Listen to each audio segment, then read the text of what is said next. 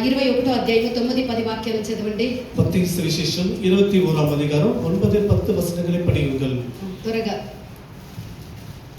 జనసమూహంలో ఆయనకు ముందు వెళ్ళుచుండిన వారును వెనుక వచ్చుచుండిన వారును దావీదు కుమారునికి జయము, దావీదు కుమారునికి జయము, ప్రభువు పేరిట వచ్చువాడు స్తుతింపబడును గాక, సర్వోన్నతమైనటువంటి స్థలముల్లో జయము అను కేకలు వేయుచుండిరి. ఆయన యెరూషలేములోనికి వచ్చినప్పుడు పట్టణమంతయు ఈయన ఎవరో అని కలవరపడిరి. హల్లెలూయా. తమిళ్ல படிங்க. திரளான ஜனங்கள் தங்கள் வஸ்திரங்கள் வழியிலே விரித்தார்கள். வேறு சிலர் மரக்கிளைகளை தரித்து வழியிலே பரப்பினார்கள். முன் நடப்பாரும் பின் நடப்பாரும் ஆகிய திரளான ஜனங்கள் தாவீதின் குமாரனுக்கு ஓசன்னா, கர்த்தரின் நாமத்தினால் வருகிறவர் ஸ்தோத்திரிக்கப்படத்தக்கவர், ఉన్నతిலே ఓసన్నా என்று சொல்லி ఆర్పరితాர்கள். ఆమేన్. హల్లెలూయా. మన యొక్క దేవుడు ఆయన యెరూషలేమునకు గాడిద పిల్ల మీద ఎక్కి ఆయన యెరూషలేమునకు వచ్చిరి. நம்முடைய கர்த்தராகிய இயேசுவானவர் அந்த எருசலேமுக்கு இந்த கழுதையின் மேல் ஏறி வந்தார். ఆయన రాజులకు రాజు, ఆయన మహిమ కలిగినటువంటి రాజై ఉన్నాడు. அவர் ராஜாவுக்கு ராஜா, மகிமை நிறைந்த ராజాவாய் దేవుడు. రాజులకు రాజు అయినటువంటి మన యొక్క యేసురాజు ఆయన గాడిదను ఎక్కి ఆయన వస్తూ ఉన్నాడు. அவ்வளவு பெரிய மகிமை பொருந்திய ராஜா, மகிமையின் ராஜாவானவர் அவர் கழுதையின் மேல் ஏறி வந்தார். ఇది ఆయన యొక్క సాత్వికమును, ఆయన యొక్క దీనతను చూపిస్తూ ఉన్నది. இது அவருடைய சாந்த குணத்தையும் தாழ்மையையும் காட்டுகிறது. మనము గాడిద మీద ఎక్కి ఉద్యోగానికి గాడిద మీద ఎక్కి స్కూల్కి పోతే నేను గాడిద మీద గుర్రం మీద అయినా కూడా ఒక రౌండ్ కొట్టేసి వస్తాము, కానీ గుర్రం మీద ఎక్కినానని చెప్తామే కానీ గాడిద మీద మనం ఎక్కుతామా? గాడిద అనేది ఒక బుద్ధి లేనటువంటి, ఒక అల్పమైనటువంటి జీవి అని దాన్ని మనం తృణీకరిస్తాం. అయితే మన యొక్క దేవుడు లేఖనముల్లో చెప్పినట్టు కింద ఆ యొక్క 21వ అధ్యాయంలో మనము చూసినట్టు 21వ అధ్యాయంలో మనం చూస్తే ఆయన గురించినటువంటి ప్రవచనములు పలికినటువంటి విధముగా ఇదంతా కూడా జరిగాయి. ప్రవక్తలు చెప్పినటువంటి ఆ కార్యాలన్నీ నెరవేర్చారు. అదేమనగా, ఇదిగో నీ రాజు సాత్వికుడై గాడిదను ఆయన భారవాహుగా పశువుల పిల్లలైనటువంటి చిన్న గాడిదను ఎక్కి నీ యొద్దకు వచ్చుచున్నాడని సియోను కుమార్తెతో చెప్పుడి. హల్లెలూయా. మన యొక్క దేవుని గురించినటువంటి చెప్పబడినటువంటి ఆ యొక్క ప్రవచన వాక్యముల చొప్పున ఆయన గాడిదను ఎక్కి యెరూషలేమునకు వచ్చిరాగా ప్రజలందరూ కూడా ఆయన వచ్చినటువంటి యొక్క మార్గములో ఆయనకి బట్టలు వేసిరి. కొంతమంది మట్లను ఆ యొక్క తీసుకొని వచ్చి, ఆ చెట్ల యొక్క మట్లను తీసుకొని వచ్చేసిరి. ఆయన యూదులకు రాజు అని ఆయన మహిమపరిచిరి. ఈ విధముగా యేసుவுக்கு குறித்து இந்த திருத்தத்தில் சொல்லப்பட்ட விதமாக எல்லாமே நடந்திருக்கிறது. அவர் இயேசுவானவர் கழுதை மேல் ஏறி வருவார் என்று எருசலேம் குமாரத்திற்கு சொல்லுங்கள் சொல்லப்பட்ட வசனம் கூட நிறைவேறி இருக்கிறது. அப்படியே இயேசுவானவர் எருசலேமிலிருந்து அவர் அவ்விதமாக கழுதை மேல் ஏறி வரும்போது ஜனங்கள் அதை கண்டார்கள். ఇంతగా ఈయన గణపరచబడుతూ ఉన్నారే ఎవరని కొంతమంది కలవరపడిరి. சில ஜனங்கள் யார் இவர் வருகிறார்கள், இவரை இப்படி இவர் ஜனங்கள் கனம் பண்ணுகிறார்கள் என்று சிலருக்கு ஆச்சரியமாய் பார்த்தார்கள். ఈయన గలిలయలో ఉండేటువంటి నజరేయుడుకు యేసు అని కూడా కొంతమంది చెప్పిరి. இவர் நசரேயனாகிய இயேசுவானவர் இவர் கலிலேயில் இருக்கிறார் என்று சிலர் சொல்லி இருக்கிறார்கள். ఆయన ఆ యొక్క ఆలయములో ప్రవేశించి అనేక అద్భుతమైనటువంటి కార్యాలను చేసిరి. அவர் அந்த தேவனுடைய ஆலயத்துக்குள் பிரவேசித்து అనేక అద్భుతమైన కార్యాలు చేశాர். రోగగ్రస్తుల్ని స్వస్థపరిచిరి. அவர் வியாதிப்பட்டவர்களை சுகமாக்கினார். ఇవన్నీ చూడగా ఆ యొక్క ప్రధాన యాజకులు శాస్త్రులు ఆయన మీద కోపపడిరి. இது எல்லாவற்றையும் பார்த்து பிரதான ஆசாரியர்கள் வேதபாரகர்கள் எல்லாமே இயேசுவின் மீது பொறாமை கொண்டார்கள். ఈయన ఇంతగా పొగడ్చబడుతూ ఉన్నారని వాళ్ళందరికీ కూడా ఎంతగానో యేసు ప్రభు మీద వాళ్ళకి ఒక కోపం అనేది కలిగే. இந்த இயேசு இவ்வளவு கனப்படுத்தப்படுகிறார், புகழப்படுகிறார் என்று அவர்கள் கண்டு இயேசுவை మన యొక్క యేసు రాజు ఈ యొక్క లోకానికి ఆయన అంత దీనుడుగా ఆయన దిగి వచ్చేది. రాజాది యేసు భూమిలో అவ்வளவு తాழ்மையாய் ఇறங்கி లూకాసు సువార్త 10వ అధ్యాయం 33-34 వాక్యాల్ని మనం చూసినట్లయితే లూకాసు విశేషం 10వ అధ్యాయం 33-34 ఇక్కడ ఒక సమరియని గురించి మనం చూస్తూ ఉన్నాము. అని ఒక సమరియని గురించి పడికిరోం. చదవండి త్వరగా. ಆದರೆ ಒಬ್ಬ ಸಮಾಧಿದವನು ಪ್ರಯಾಣ ಮಾಡುತ್ತಾ ನಿದ್ದಲಿಗೆ ಬಂದು ಅವನನ್ನು ಕಂಡು ಕನಿಕರಿಸಿ ಅವನ ಹತ್ತಿರಕ್ಕೆ ಹೋಗಿ ಅವನ ಗಾಯಗಳಲ್ಲಿ ಎಣ್ಣೆಯನ್ನು ದ್ರಾಕ್ಷಾರಸವನ್ನು ಹೊಯ್ದು ಕಟ್ಟಿ ತನ್ನ ಸ್ವಂತ ವಾಹನದ ಮೇಲೆ ಹತ್ತಿಸಿಕೊಂಡು ಛತ್ರಕ್ಕೆ ಕನ್ನಡದಲ್ಲಿ தமிழ்ல பின்பு சமாரியன் ஒருவன் பிரயாணமாய் வருகையில் அவனை கண்டு மனதுருகி கிட்ட வந்து அவனுடைய காயங்களில் எண்ணெயும் திராட்சரசமும் வார்த்து காயங்களை கட்டி அவனை தன் சுய வாகனத்தின் மேல் ஏற்றி சத்திரத்துக்கு கொண்டு போய் அவனை పరామర్శించారు. హల్లెలూయా. యెరూషలేము నుండి ఎరికోకు పోవునటువంటి ఏక మార్గములో ఆ యొక్క సమరయుడు దొంగల చేతికి చిక్కబడి అతడిని బాగా కొట్టి అతనితో ఉండేటువంటి సమస్తముని దోచుకొని కొన ఊపిరితో ఉండేటువంటి ఆ మనిషిని కనికరించడానికి ఎవరూ లేకపోయిరే. அவர்கள் அந்த எருசலேமிலிருந்து எரிகோக்கு போகிற வழியிலே திருடர்களாக பிடிக்கப்பட்ட ஒருவன் அவர் அவ்விதமாக அவன் அடிக்கப்பட்டு குற்றுரைக்கின்ற நிலையிலே அவனை பராமரிப்பதற்கு அங்கே யாரும் இல்லை. அங்கே தான் ఆ పరిసయ్యులు లేవీయులు అందరూ కూడా అతన్ని చూసి తొలగిపోయిరే. ஆனாலும் அந்த வழியில வந்து லேவியரும் பரிசேயரும் கூட வந்தார்கள். அவனை பார்த்து விலகி போனார்கள். సమరయుడు అక్కడ వచ్చి ஆனாலும் அந்த வழியில ஒரு சமாரியன் ఊపిరితో దొంగల చేతికి చిక్కి కొన ఊపిరితో ఉండినటువంటి ఆ యొక్క మనిషిని కనికరించి அந்த குற்றவாளி கிடக்கிறதான அந்த மனிதனை அவனை பராமரித்தார் அந்த சமாரியனானவர். అతన్ని కనికరించిన ఆ యొక్క కార్యాన్ని ఇప్పుడు మనం చదివినటువంటి వాక్యములో మనం చూస్తూ ఉన్నాము. அந்த சமாரியன் அவருக்கு எப்படி உதவி செய்தார் என்பதை குறித்து இந்த வசனத்திலே படித்திருக்கிறோம். మన యొక్క సమరయుడు మన యొక్క మంచి సమరయుడు మన యొక్క యేసు క్రీస్తు ఉన్నారు. நம்முடைய நல்ல சமாரியன் நம்முடைய கர்த்தராகிய இயேசுவாய் இருக்கிறார். మనల్ని అనాథులుగా కొన ఊపిరితో దొంగ అయినటువంటి సైతాన్ యొక్క చేతికి చిక్కి వాడు మనకి దేవుడు ఇచ్చినటువంటి సకల ఆశీర్వాదములను దోచుకొని కొన ఊపిరితో పడి ఉన్నటువంటి ఆ పరిస్థితిలో ఉన్నప్పుడు ఎవరు మనల్ని కనికరించలేదు. நாமும் கூட ஒரு காலத்தில் இருக்கும்போது சாத்தான் நம்மை நன்றாக அடித்து உதைத்து நம்முடைய எல்லா ஆசீர்வாதங்களை பிடிக்கிக் கொண்டு நம்மை விட்டு போகையிலே நம்மை பராமரிப்பதற்கு யாரும் இல்லாமல் இருந்தோம். ఎవరు కూడా రాలేదు. நம்மை தேடி யாரும் வரவில்லை. సమరయుడు మన యొక్క యేసు మనల్ని వెతుక్కుంటూ ఆయన ఆ యొక్క పరమ నుండి భూమికి ఆయన దిగి వచ్చే நல்ல சமாரியனுடைய இயேசு பரத்திலிருந்து இறங்கி நமக்காக பூமிக்கு வந்தார். దివి నుండి భూమికి దిగి వచ్చే మా దేవాది దేవా కుమారుడేసు. దివి నుండి భూమికి దిగి వచ్చే మా దేవాది దేవా కుమారుడేసు.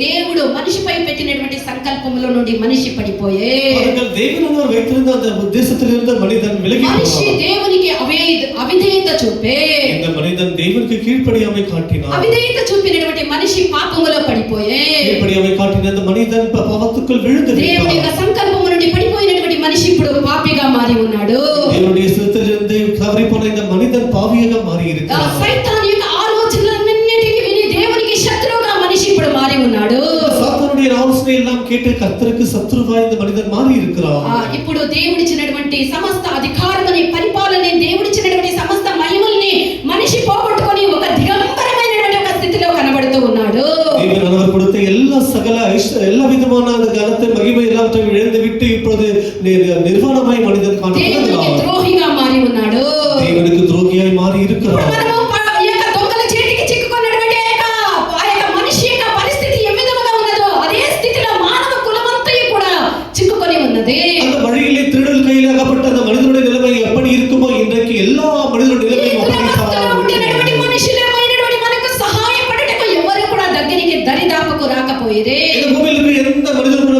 செய்யும்படிக்கு நம்ம கிட்டேயே வரவில்லை. మన దురవస్థని మార్చడానికి ఈ లోకంలో ఎవరి వల్ల కూడా కానటువంటి ఒక పరిస్థితి. நம்முடைய துர்நிலைமையை போன்று நம்மை உதவி செய்யும்படிக்கு எந்த மனிதரும் கூட పోగొట్టుకున్నటువంటి సమస్తముని మరలా మనం పొందుకొని మరలా ముందు స్థితికి రావాలంటే మనిషి మరలా దేవుని వెతికి పోవాల్సి ఉంటే பாருங்கள், அவன் எழுந்து போன எல்லாவற்றையும் மீண்டும் பெற்றுக்கொண்டு திரும்பி செல்வதற்கு அவன் மீண்டுமாய் అయితే ఈ విషయంలో మనిషికి తెలివి గ్రహింపు లేకపోయే மனிதனுக்கு இந்த விஷயத்துல ஒரு நல்ல ஒரு உணர்வு இல்லாமல் போனது. కావున ప్రేమ కలిగినటువంటి దేవుడు அன்பு நிறைந்த మనిషి మారినటువంటి దేవుడు మన యొక్క దేవుడు. மனிதன் மாறினாலும் மாறாதவர் நம்முடைய ప్రేమలో మార్పు లేదు.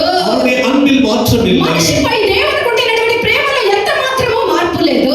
அந்த மனிதன் மேல் கர்த்தருக்கு இருக்க அன்பிலே கொஞ்சம் கூட மாற்றம் కాబట్టి இல்லை. ప్రేమ కలిగినటువంటి దేవుడు తానే దురవస్థలో పడినటువంటి మనల్ని వెతుక్కుంటూ పరమ నుండి సమస్త మహిమల్ని సమస్తమని వదిలి ఈ యొక్క భూమికి ఈ యొక్క ధరికి ఆయన ఆరాధించి వచ్చిరే. ஆகையால் இந்த அன்பிலே எந்த மாற்றம் இல்லாத நம்முடைய தேவனானவர் நம்முடைய துர்நிலைமையை மாற்றும்படியாக அவர் பரத்திலிருந்து பார்த்து நம்மை இறங்கி வந்தார். మన యొక్క దేవుడు ఎందుకు ఆయన పరమని వదిలి ఈ యొక్క లోకానికి వచ్చిరి అంటే நம்முடைய தேவன் எதற்கு பரத்தை விட்டு பூமிக்கு இறங்கி வந்தார்? యోహాను చెప్పినప్పుడు ఏమని చెప్తూ ఉన్నాడు? எதை குறித்து யோவான் ஸ்நானிகன் சொல்லும்போது என்ன சொல்லுகிறார்? యోహాను 1:29 వాక్యములో யோவான் சுவிசேஷம் 1:29 வசனம் படியுங்கள். మరునాడు యోహాను యేసు తన ఎద్దుకు రాక చూచి ఇదిగో లోక పాపములను మోసుకొని పోవు దేవుని యొక్క గొర్రె పిల్ల. యోహాను యేసు ప్రభువుని చూసిన వెంటనే ఏమంటూ ఉన్నాడు? ఇదిగో జాన్ 1:29 verse. இயேசு தன்னிடத்தில் வர கண்டு இயேசு தன்னிடத்தில் வர கண்டு இதோ உலகத்தின் பாவத்தை சுமந்திருக்கிற தேவ ஆட்டுக்குட்டி, உலகத்தின் பாவத்தை சுமக்குகின்றதான தேவ ஆட்டுக்குட்டி, இதோ లోక పాపాన్ని మోసుకొని పోవునటువంటి దేవుని యొక్క గొర్రె పిల్ల అని యోహాను యేసుని చూసి చెప్పిరే. இதோ உலகத்தின் பாவங்களை சுமந்திருக்கிற தேவனுடைய ஆட்டுக்குட்டி என்று இயேசுவை பார்த்து யோவான் ஸ்நானிகன் சொன்னார். పేతురు అపోస్తలుడు యేసు ప్రభువు యొక్క శిష్యుడైనటువంటి యేసుని ఎరగని అని చెప్పినటువంటి వాడై ఉన్నాడు. அவர்கள் இயேசுவின் சிஷ்யர்களே மூத்த சிஷ்யனாக இருந்ததான இந்த பேதுருவானவர் இயேசுவை அவரை யார் என்று அறியேன் என்று பொறுத்தெடுத்தார். అభిషేకము యొక్క పేతురు మీదకి రాగా ஆனாலும் அதே பேதுருவின் மேலே பரிசுத்தாவின் அபிஷேகம் வந்தபோது యేసు ఏమని చెప్తూ ఉన్నాడు? యేసు ప్రభువుని గురించి పేతురు ఏమని చెప్తూ ఉన్నారు అంటే அதே இயேசுவை குறித்து பேதுரு என்ன சொல்லுகிறார்? అపోస్తల కార్యములు 3:26 వాక్యమును చదవండి. அப்போஸ்தல நடபடிகள் 3:26 వచనం. Acts 3rd chapter 26th verse. దేవుడు తన సేవకుని పుట్టించి మీలో ప్రతి వాణ్ణి వాని దుష్టత్వం నుండి మళ్లించుట వలన ప్రతి వాణిని వాని యొక్క దుష్టత్వముల నుండి మళ్లించుటకు మిమ్మును ఆశీర్వదించుటకు ఆయనను మొదట మీ యొద్దకు పంపేనని చెప్పాను. మీ దుష్టత్వముల నుండి తొలగించి మిమ్మల్ని ఆశీర్వదించడానికి ఆయన మీ యొద్దకు పంపేని పేతురు అపోస్తలుడు చెప్తూ ఉన్నాడు. இப்படியாக உங்களை எல்லாருடைய பொல்லாப்பிலிருந்து விடுதலை செய்யும்படிக்கு உங்களை ஆசீர்வதிக்கும்படியாக இயேசுவை முதலாவது உலகத்திலே அனுப்பினார் என்று பேதுரு சொல்கிறார். ప్రియమైనటువంటి శిష్యుడు అని పిలువబడినటువంటి యోహాను యేసుని గురించి ఏమని చెప్తూ ఉన్నాడు అంటే இயேசுக்கு மிகவும் நெருங்கியதான இந்த சிஷ்யனாக இருந்த இந்த யோவான் என்ன சொல்கிறார் பாருங்கள். 1 యోహాను 3:5 వాక్యాన్ని చదవండి. 1 யோவான் 3:5 வசனம் படியுங்கள். పాపములను తీసివేయుటకై ఆయన ప్రత్యక్షమైనని మీకు తెలియను. పాపములను తీసివేయుటకై ఆయన ప్రత్యక్షమై ఉన్నాడు. அவர் நம்முடைய பாவங்களை சுமந்திருக்கிற வெளிப்பட்டார் என்று அறியீர்கள். 1 యోహాను 4:10 1 John 4 chapter 10th verse చదవండి. మనము దేవుని ప్రేమించితిమని కాదు తానే మనలను ప్రేమించి మన పాపములకు ప్రాయశ్చిత్తమైనట్టుకు మనము ప్రేమించినందువల్ల కాదు, ఆయనే మనల్ని ప్రేమించి మన పాపములకు ప్రాయశ్చిత్త బలిగా ఆయన ఈ లోకానికి వచ్చే. நாம் தேவனிடத்தில் அன்பு கூர்ந்ததினால் அல்ல அவர் நம்மிடத்தில் அன்பு கூர்ந்து நம்முடைய பாவங்களை நிவர்த்தி செய்கிற கிருபாதார பலியாக தம்முடைய குமாரனை பாவங்களை நிவர்த்தி செய்கிற கிருபாதார பலியாக அவர் இந்த உலகத்துக்கு இறங்கி வந்தார். அல்லேலூயா. 1 యోహాను 3:18 వాక్యం చదవండి. 1 యోహాను 3:8 వచనం படியுங்கள். 1 John 3rd chapter 8th verse. అపవాది మొదటి నుండి పాపమును చేయుచున్నాడు గనక పాపము చేయబడ అపవాది సంబంధి అపవాది యొక్క క్రియలను లయపరచుటకే దేవుని కుమారుడు ప్రత్యక్షం. అపవాది తంత్రములను అపవాది క్రియలను లయపరచుటకే యేసు స్వామి యొక్క లోకానికి వచ్చిరే. పిశాచుల క్రియలను అழிக்கும்படிకే దేవకుమారుడు భూమిలో வெளிப்பட்டார். మనమందరూ కూడా ఆత్మీయంగా చనిపోయినటువంటి స్థితిలో ఉంటిమే. మనమెల్లరం ఆత్మీయ విధమైన మరింతగా ఆత్మజీవిత మనల్ని బ్రతికించడానికి ఆయన ఈ యొక్క లోకానికి వచ్చిరే. దేవుడు ஆவியிலே பிழைக்கும்படிக்காக చెప్పబడినటువంటి పౌలు యేసు ప్రభు ఎందుకు ఈ లోకానికి వచ్చినని ఆయన ఏం చెప్తూ ఉన్నారంటే அவர்கள் பாவியிலும் பிரதான பாவியாகிய நான் என்று சொன்னதான பரிசுத்த పౌలు యేసు పాపులను రక్షించుటకు యేసుక్రీస్తు యొక్క భూమికి ఈ యొక్క లోకమునకు వచ్చినని పౌలు అపోస్తలుడు చెప్తూ ఉన్నాడు. పావిகளை రక్షించుటకు తాను యేసు భూమికి వந்தாరని పరిశుద్ధ యేసు ప్రభు తాను ఎందుకు ఈ యొక్క లోకానికి వస్తానని యేసు ప్రభు తాను చెప్పినప్పుడు యేసు ఎందుకు அவர் வந்தார் என்று அவரை குறித்து அவரே சொல்லும்போது నీతిమంతుల కొరకు రాలేదు పాపుల్ని వెతికి వస్తని అని చెప్పిరే. நான் நீதிமான்களை தேடி வரவில்லை பாவிகளை தேடி రక్షించుటకు వస్తానని వెతికి రక్షించుటకు మనిషి కుమారుని యొక్క లోకానికి వచ్చాని మనం చూస్తూ ఉన్నాము. அவர்கள் இழந்து போனதை தேடுவமே ரட்சிக்கவே மனுஷகுமார் பூமிக்கு வந்தார் என்று படிக்கிறோம். లూక్ చాప్టర్ 19 వర్స్ 10 లో నశించిన దాన్ని వెతికి రక్షించుటకు యేసు యొక్క లోకానికి వచ్చిరి. లూకా సువిశేషం 9వ అధ్యాయం 10-11 లో படிக்கும்போது இழந்து போனதை தேடுவமே రక్షిக்கவே మనుషకుమార్ భూమికి వந்தார் என்று படிக்கிறோம். 20వ అధ్యాయం 28వ వాక్యాన్ని మనం చూడగా మత్తయి సువిశేషం 20వ అధ్యాయం 28వ వచనం படிக்கும்போது అలాగే మనుష్య కుమారుడు పరిచారము చేయించుకొనుటకు రాలేదు గాని పరిచారము చేయించుకొనుటకు రాలేదు గాని పరిచారము చేయుటకును అనేకులను ప్రతిగా విమోచన క్రయధనముగా తన ప్రాణము ఇచ్చుట అనేకులను విమోచించడానికి తన యొక్క ప్రాణముని క్రయధనముగా ఇచ్చుటకు ఈ లోకానికి వచ్చాడు. మత్తయి సువార్త 5వ అధ్యాయం 17వ వాక్యము. ధర్మశాస్త్రమునైనను ప్రవక్తల వచనములైనను కొట్టివేయవచ్చి ధర్మశాస్త్రమునైనను ప్రవక్తల యొక్క వచనములైనను కొట్టివేయుటకు నేను రాలేదు. నెరవేర్చుటకే గాని దాన్ని వేటుకు నేను రాలేదు. దాన్ని నెరవేర్చుటకే గాని దాన్ని కొట్టివేయుటకు నేను రాలేదని యేసు ప్రభు చెప్పిరే. நியாயப்பிரமாணத்தை ஆனாலும் திருதர்சனத்தை ஆனாலும் அழிக்க வந்தேன் என்று எண்ணிக்கொள்ளாதீங்கள். அழிக்கிறதற்கு அல்ல. దేవుడు మనిషిని పాపము నుండి విమోచించుటకు ధర్మశాస్త్రాన్ని ఇచ్చిరి. அவர்கள் தேவன் மனுஷனை ரட்சிக்கும்படியாக இந்த வேதகமத்தை கொடுத்தார். ఆ ధర్మశాస్త్రము వల్ల ఆ యొక్క మనిషి పాపముల నుండి విమోచన పొందలేకపోయే. அவர்கள் இந்த நியாயப்பிரமாணத்தினாலே அந்த மனிதன் இந்த பாவத்தினாலே ரட்சிக்கப்படாமல் இருந்தார். పాపము యొక్క జీతమైనది అది మరణమై ఉండే. பாவத்தின் சம்பளம் மரணமாய் పాపము இருந்தது. చేసినటువంటి ప్రతి ఒక్క మనిషి కూడా దాని యొక్క జీతమైనటువంటి మరణాన్ని అనుభవించే తీరాలి. பாவத்தின் சம்பளமாகிய மரணத்தை எந்த மனிதனும் கூட அடையத்தான் வேண்டும். ఆ యొక్క మరణాన్ని యేసు తన మీద ఆయన వహించుకొని அந்த மரணத்தை இயேசு தன் மீது ఈ ஏற்றுக்கொண்டார். విధముగా ఆయన వహించుకున్నందువల్ల ఆయన ధర్మశాస్త్రాన్ని కొట్టివేయలే. పాపము ఆ యొక్క ధర్మశాస్త్రాన్ని ఆయన నెరవేర్చిరి. அவர்கள் இவ்விதமாக இயேசு தன் மேலே பாவத்தை ஏற்றுக்கொண்ட நிமித்தமாக நியாயப்பிரமாணத்தை அவர் தள்ளிவிடவில்லை, அதை நிறைவேற்றி இருக்கிறார். పాపము చేసినటువంటి ఆ యొక్క స్థలములో పాప పరిహారార్థ బలిగా పాపము చేసినటువంటి మనుషులమైనటువంటి మనకు ప్రతిగా దేవుడు పాప పరిహారార్థ బలిగా ఆయన మారిరే. அவர்கள் பாவம் செய்த மனுஷனுக்கு பதிலாக அவர் பாவ நிவாரண பலியாக இயேசு மாறினார். మనుషులమైనటువంటి మనము పాపములో నుండి విడిపించబడితిమి. அப்படியே மனிதன் பாவத்தை விடுதலை செய்யப்பட்டிருக்கிறார்.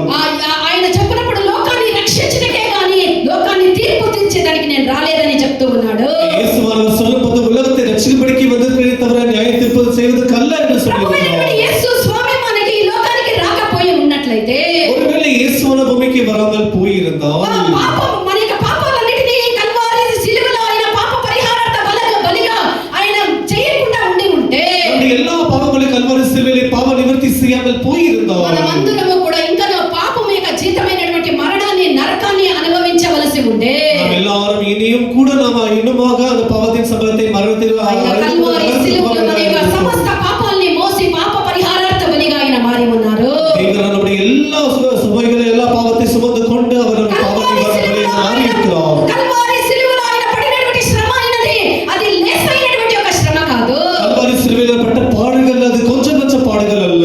ఆ యొక్క కల్వారి శ్రమల గురించి చెప్పినప్పుడు கல்வாரி பாடுகளை குறித்து சொல்லும்போது యేసు స్వామి 12 గంటల సమయంలో ఆయన పట్టబడిరి. இயேசுவர் எனக்குரிய 12ஆம் வருடத்தில் பிடிக்கப்பட்டார். ఆయన 6 సార్లు అనేకల వల్ల విచారణ చేయబడిరి. எனக்குரிய 6 முறை பல்லவர் மூலமாக அவர் விசாரிக்கப்பட்டிருக்கிறார். 6 మార్లు ఆయన విచారణకు లోనాయే. ఈ విధంగా 6 முறை இயேசு விசாரணை செய்யப்பட்டிருக்கிறார். 3 సార్లు మతాసక్తుల వల్ల ఆయన విచారింపబడిరి. இந்த மதத்தின் தலைவர்களாலே இயேசு 3 முறை விசாரிக்கப்பட்டிருக்கிறார். మతాధిపతుల వల్ల ఆయన 3 సార్లు విచారింపబడిరి. இந்த மதத்தின் தலைவர்களாலே 3 முறை அவர் விசாரிக்கப்பட்டிருக்கிறார். యేసు ప్రభువుని ఆయన్ని పట్టుకొని మతాభిమానం కలిగినటువంటి వాళ్ళ దగ్గరికి తీసుకొని పోయిరి. இயேசுவை பிடிக்கிற அவிதோத குற்றவாளி போல கொண்டு போனார்கள். మహాయాజకులైనటువంటి కైఫా ఎదుటికి ఆయన్ని తీసుకొని పోయిరి. பிரதான ஆசாரியனாகிய காய்பாவினிடத்திலே இயேசுவை கொண்டு போனார்கள். ఈ యొక్క కైఫా అనే అతడు ఒక సభా నాయకుడిగా సభాధ్యక్షుడిగా ఉండే. அந்த காய்பா என்பவர் சபையின் தலைவராய் ఆ காணப்பட்டார். సముదాయం యొక్క ప్రతినిధిగా అతడు ఉండే. அந்த சமுதாயத்தின் தலைவராய் ఆ காணப்பட்டார். సముదాయం యొక్క న్యాయం ఏమనగా ఒక్కొక్క సముదాయానికి ఒక్కొక్క రూల్స్ ఉంటుంది, ఒక్కొక్క కానూన్, ఒక్కొక్క లా ఉంటుంది. ఆ యొక్క సముదాయం యొక్క కానూన్ ప్రకారము பாருங்கள், ஒவ்வொரு சமுதாயத்திற்கு ஒரு நிதி வழிமுறைகள் இருக்கும். అపరాధినైనా సరే రాత్రుల్లో అరెస్ట్ చేయకూడదు, రాత్రుల్లో పట్టకూడదు.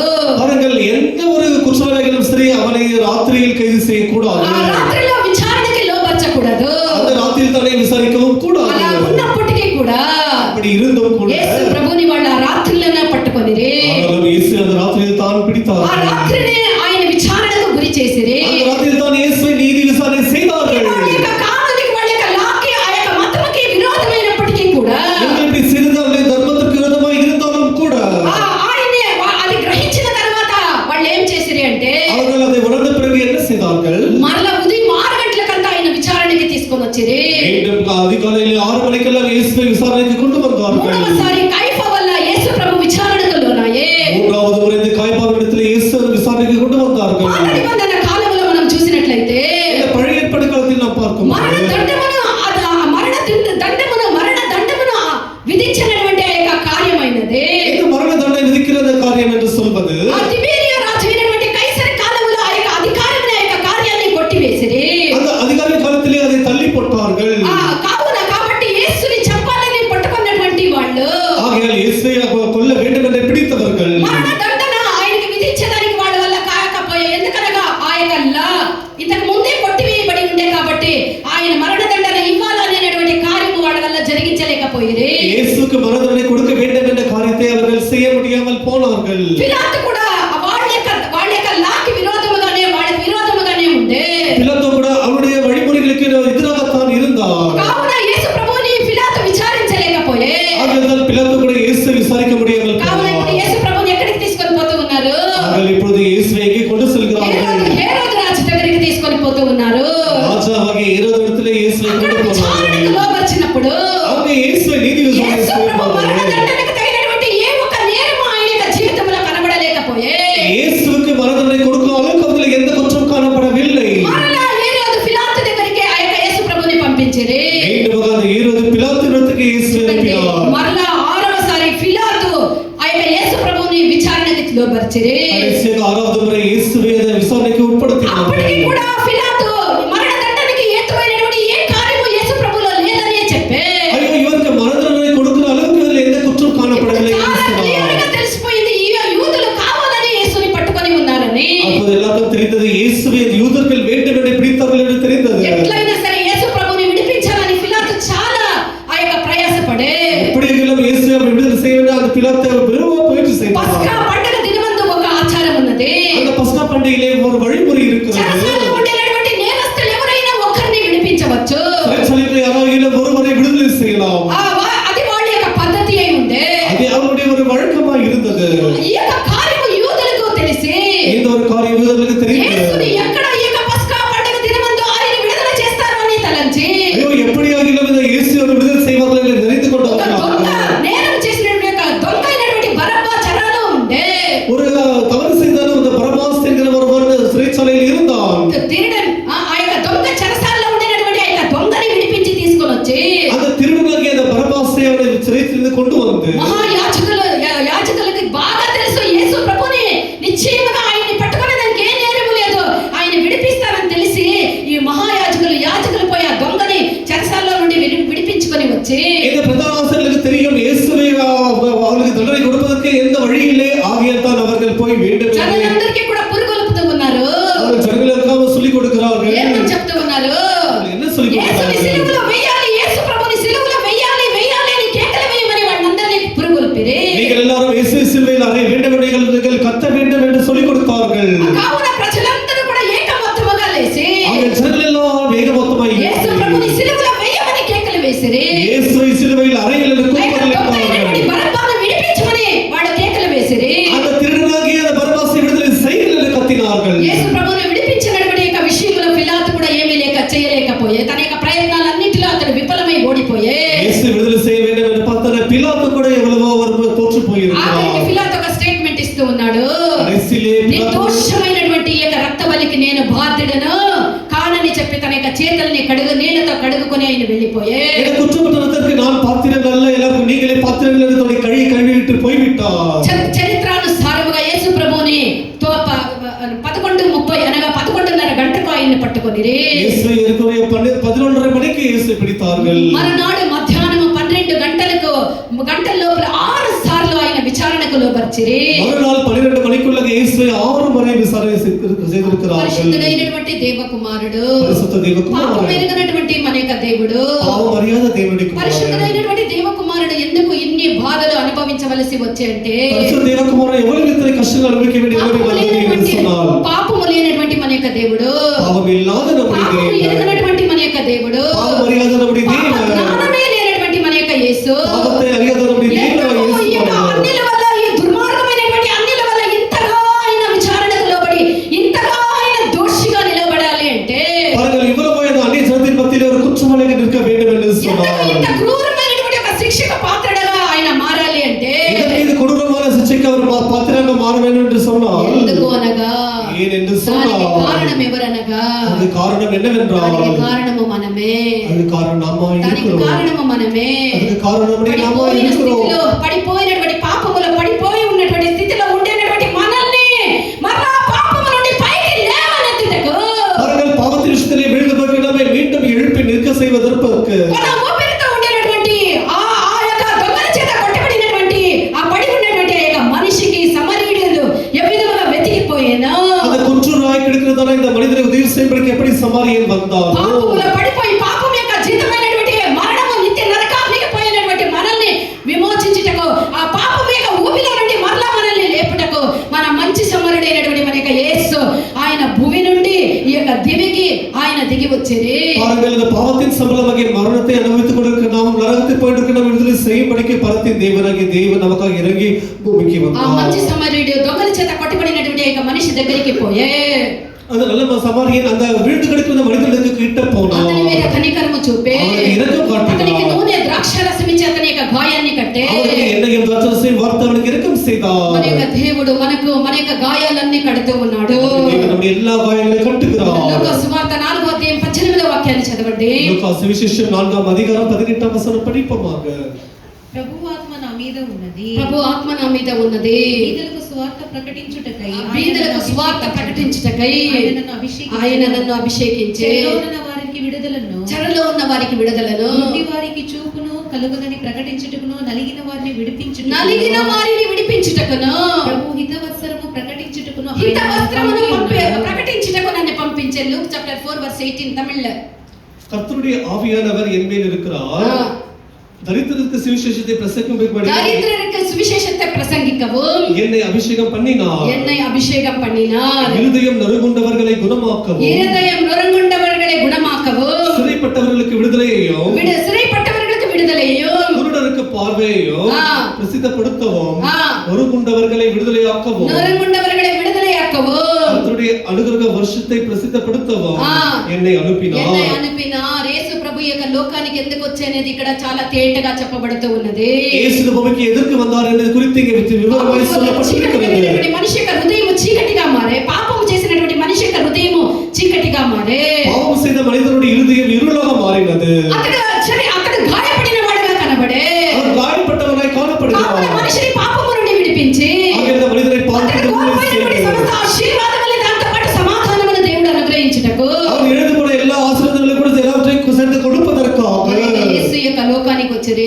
యేసు இந்த பூமிக்கு మన வந்தார். రక్షణ కొరకు దేవుడు రెండు కార్యాలని ఆయన చేసే. அவருடைய ரட்சிப்புக்காக இயேசு ఆ గాయపడినటువంటి ఆయన మనిషికి మంచి సమరయుడు రెండు కార్యాలను ఇచ్చే. அந்த காயப்பட்ட மனிதனுக்கு அந்த நல்ல சமரியன் இரண்டு காரியங்களை செய்தார். ఆయన యొక్క గాయాలన్నిటికీ నూనె రాసే, ஒன்றுடைய காயங்களுக்கு அது எண்ணெய் வார்த்தார். త్రాగుటకు ద్రాక్షారసమును ఇచ్చే. குடிப்பதற்கு திராட்சரசம் கொடுத்தார். ద్రాక్షారసాన్ని పోసి ఆయన గాయాన్ని కట్టి మన ప్రాణాన్ని తెప్పరిల్ల చేస్తూ ఉన్నాడు. நம்முடைய இயேசு கூட நம்முடைய காயங்களை கட்டி நமக்கு திராட்சரசம் வார்த்து நம்முடைய ஆத்மாவை திருப்தி செய்கிறார். అది మనకు కృపకు సాదృశ్యమై ఉన్నది. எண்ணெய் என்று சொல்வது கிருபையை காட்டுகிறது. ఆయన కృప వల్ల, మన యొక్క నీతి వల్ల కాకుండా ఆయన యొక్క కృప వల్ల మనము కనికరింపబడితిమి. நம்முடைய நீதியினால் அல்ல, அவருடைய கிருபையினால் தான் நாம் இரக்கம் செய்யப்பட்டிருக்கிறோம். ఆ యొక్క కృప మనల్ని ఆదరిస్తూ ఉన్నది. கிருபை நம்மை தேற்றுகிறது. ఆయన యొక్క కృప మనల్ని బలపరుస్తూ ఉన్నది. அந்த கிருபை நம்மை பலப்படுத்துகிறது. ఆయన కృప మనల్ని ఓదార్స్తూ ఉన్నది. கிருபை நம்மை தேற்றுகிறது. ద్రాక్షారసము అనగా అది దేవుని వాక్యమునకు సాదృశ్యమై ఉన్నది. దేవుని కాட்டுகிறது. 55వ అధ్యాయం మొదటి వాక్యాన్ని మనం చూసినట్లయితే యెషయా 55వ అధ్యాయం మొదటి వచనం படிப்போமாக. Isaiah chapter 55 verse 1. దప్పిగొనిన వారులారా నీళ్లు ఎద్దకు రండి. తప్పికొనిన వాళ్ళలారా నీళ్ల ఎద్దకు రండి. రూకలు లేని వాళ్ళారా మీరు వచ్చి కొని భోజనము చేయుడి. రండి. రూకలు లేకపోయినను ఏమి ఇయ్యకయే ద్రాక్షారసమును పాలను కొనుడి. ద్రాక్ష రసమును పాలను కొనుడి. యెషయా చెప్పినప్పుడు రూపులు లేకపోయినా రండి ద్రాక్ష రసముని పాలని కొనుడి అని యెషయా ప్రవక్త చెప్తూ ఉన్నాడు. தாகமாய் இருக்கிறவர்களே நீங்கள் எல்லாரும் தண்ணீரண்டைக்கு வாருங்கள். வாருங்கள். பணமில்லாதவர்களே நீங்கள் வந்து பணமில்லாதவர்களும் நீங்க வந்து வாங்கி சாப்பிடுங்கள். நீங்கள் வந்து பணமுமின்றி விலையுமின்றி விலையுமின்றி திராட்சரசத்தை வாங்கி புசியுங்கள் குடியுங்கள். அல்லேலூயா. గాయపడినటువంటి హృదయం స్వస్థపడాలి అంటే, గాయపట్ట హృదయం సుఖమాக்கப்பட வேண்டும் என்று சொன்னால், మన ప్రాణము తెప్పరిల్లాలి అంటే మన హృదయం తృప్తిపడ வேண்டும் என்று சொன்னால் ద్రాక్షారసము కావాలి.